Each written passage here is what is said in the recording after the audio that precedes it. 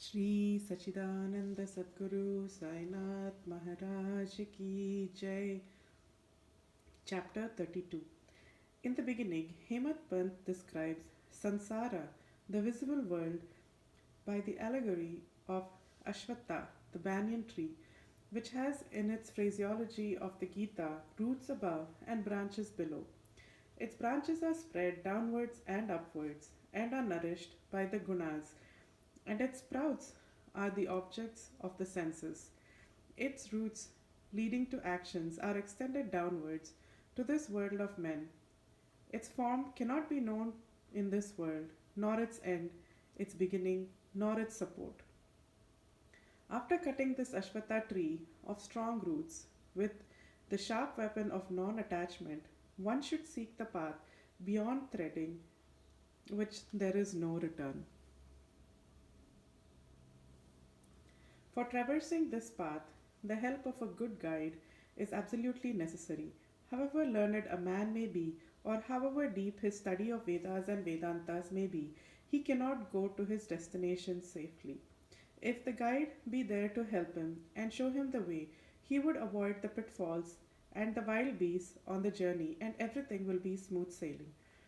Baba's experience in this matter, the story which he gave out himself, is really wonderful, which, when attended to, will give you faith, devotion, and salvation.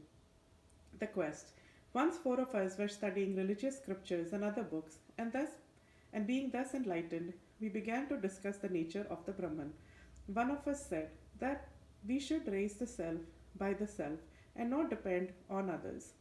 To this, the second replied that he who controls his mind is blessed. We should be free from thoughts and ideas, and there is nothing in the world without us. The third said that the world is always changing, the formless is eternal, so we should discriminate between the unreal and the real. And the fourth, Baba himself, urged that bookish knowledge alone is worthless and added, let us do prescribed duty and surrender our body, mind, and five pranas to the Guru's feet.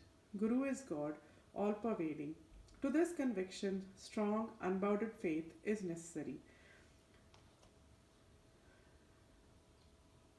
While discussing in this wise, we four learned men began to ramble through the woods in the quest of God. The three wanted to make the quest with their free and unaided intellect. On the way, a Vanjari, a man who trades in certain things such as grain, etc., by carrying them on a bullock cart, met us and asked us, it is hot now. Where and how far are you going? To search the woods, we replied. He inquired, and what quest are you bound? We gave him an ambiguous and evasive reply. On seeing us rambling aimlessly, he was moved and said, Without knowledge, the woods without knowledge of the woods fully, you should not wander at random. If you walk if you want to walk through forests and jungles, you should take a guide with you. Why do you exert yourselves unnecessarily at this hot noon sun? You may not give out to me your secret of the quest. Still, you can sit down and eat bread, drink water, take rest, and then go. Be always patient at heart. Though he spoke so tenderly, we discarded his request and marched on. We thought that we were self contained men and needed nobody's help. The woods were vast and trackless. The trees therein grew so close and tall that the sun's rays could not penetrate through them, so we lost our way and wandered here and there for a long time. Ultimately, through sheer good luck, we came back to the place where we started. The Vanjari met us again and said, By relying on your own cleverness, you missed your way. A guide always is necessary to show us the right way in small or great matters, and no quest can be successfully carried out on an empty stomach. Unless God wills it, no one meets us on the way. Do not discard offers of food. Served dish should not be thrust away. Offers of bread and food should be regarded as auspicious signs of success. On saying this, he again offered us food and asked us to be calm and patient. Again, we did not like this good hospitality and discarded his offer and went away. Without doing any quest and without taking any food, the three began to move out. So obstinate were they. I was hungry and thirsty, and I was moved with the Vanjari's extraordinary love, and we thought ourselves very learned, but were quite strangers to pity and kindness. The Vanjari was a quite illiterate and unqualified fellow, and belonged to a low caste. Still, he had love in his heart and asked us to eat the bread in this way. He who loves others disinterestedly is really enlightened, and I thought acceptance of his hospitality was the beginning of getting knowledge.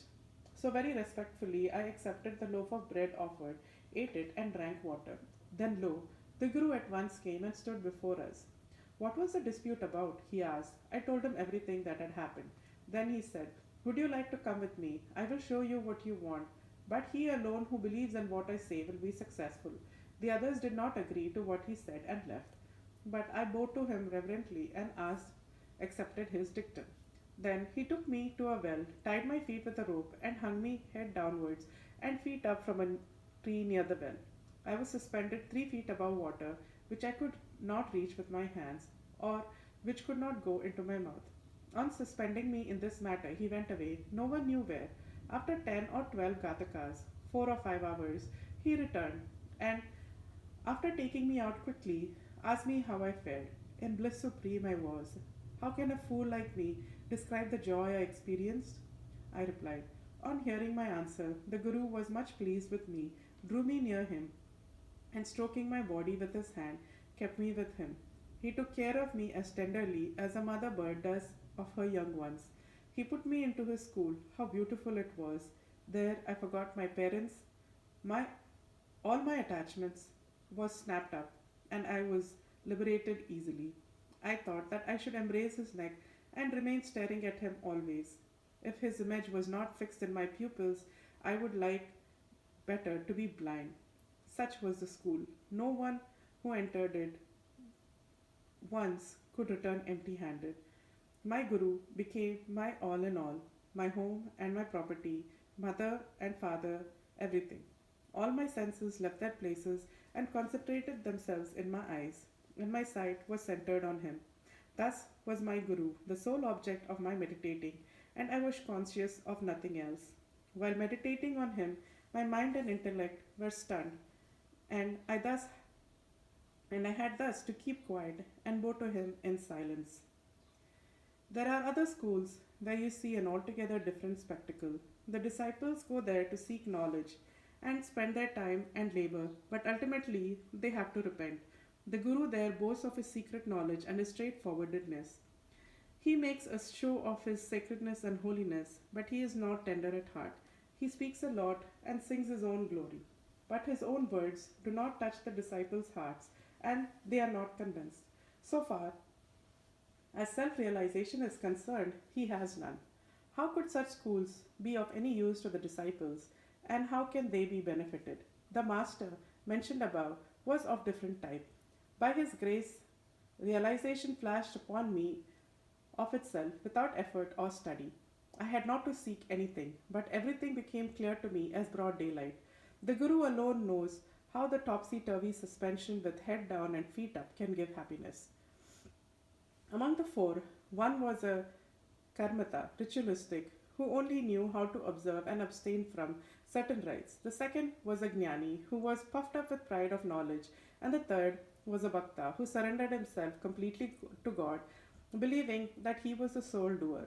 When they were discussing and arguing, the question of God turned up, and they, depending on their unaided knowledge, went in search of him. Sai, who was discrimination and dispassionate incarnate, was one of the four. On being himself Brahman incarnate, some may ask, why did he mix with them and act so foolishly? He did this for attaining the good of the public and setting them an example to follow. Though an incarnation himself, he respected a low Vanjari by accepting his food with the firm belief that food is Brahman, and show how those who rejected Vanjari's hospitable offer suffered, and how it was impossible to get jnana without a guru. The Shruti, Taittiriya Upanishad, exhorts us to honor and worship mother, father, preceptor, and to study the sacred scriptures. These are the means of purifying our minds, and unless this purification is effected, self realization is not possible. Neither the senses nor the mind and intellect reach the self. Modes of proof, such as perception and inference, will not help us in this matter. It is the grace of the Guru that counts. The objects of our life, such as dharma, artha, kama, are attainable with our effort, but the fourth object, moksha, can only be had with the help of the Guru. In the Darbar of Sri Sai, many personalities appear and play their part. Astrologers come and give out their predictions. Princes, noblemen, ordinary and poor men, sannyasis, yogi, youngsters, songsters, and others come for darshana. Even a Mahar comes and makes a johar, says this Sai is the Mai Bap who will do away with our rounds of births and deaths. So many others, such as jugglers, gondoliers, the blind and the lame, natpantis, dancers, and other players come and are given suitable reception. In biding his own time, the Vanjari also appeared and played the part assigned to him. Let us now revert to the other story. Fasting and Mrs. Gokhale. Baba never fasted himself, nor did he allow others to do so. The mind of the faster is never at ease. Then how could he attain his Paramatma? God is not attained on an empty stomach. First, the soul has to be appeased. If there be no moisture of food in the stomach and nutrition, what eyes should we see God? With what tongue should we describe his greatness? And with what ears should we hear the same? In short, when all our organs get their proper nutrition and are sound, we can practice devotion and other sadhanas to attain God. Therefore, neither fasting nor overeating is good. Moderation in diet is really wholesome, both to the body and mind. One Mrs. Gokhale came to Shirdi with an introductory letter from Mrs. Kashibai Kantikar to Dada Kelkar. She came to Baba with a determination to sit at Baba's feet by observing a 3 days fast. The day previous, Baba said to Dada Kelkar that he would not allow his children to starve during the Shimga, that is, holy holidays, and that if they had to starve, why was he there? Next day, when the woman went to Dada Kelkar and sat at Baba's feet, Baba at once said to her, there is the necessity of fasting. Go to Dada Bhatt's house, prepare a dish of puran polis, for feed his children and yourself too. Shimga holidays were on. Mrs. Kelkar was then in her menses, and there was nobody to cook in Dada Bhatt's house. So Baba's advice was very timely. Then Mrs. Gokhale had to go to Dada Bhatt's house and prepare the dish as directed. She cooked that day, fed others and herself. What a good story, and how beautiful its import. Baba's Sirkar. Baba gave a story of his boyhood as follows. When I was a youngster, I was in search of bread and went to Beedgaon. There, I got embroidery work. I worked hard, sparing no pains. The employer was very much pleased with me. 3 boys worked before me. The first got rupees 50, the second 100, the third 150, and I was given twice the whole amount, that is rupees 600. After seeing my cleverness, the employer loved me, praised me, and honored me with a full dress and a turban for the head, and a shell for the body, etc. I kept this dress intact without using it. I thought that what a man might give does not last long, and it is always imperfect. But what my Sarkar, God, gives lasts to the end of time. No other gift from any man can be compared to his. My Sarkar says, take, take, but everybody comes to me and says, give, give. Nobody attends carefully to the meaning of what I say. My Sarkar's treasury, the spiritual wealth, is full, it is overflowing. I say, dig out and take away this wealth in cartloads. The blessed son of a true mother should fill himself with this wealth.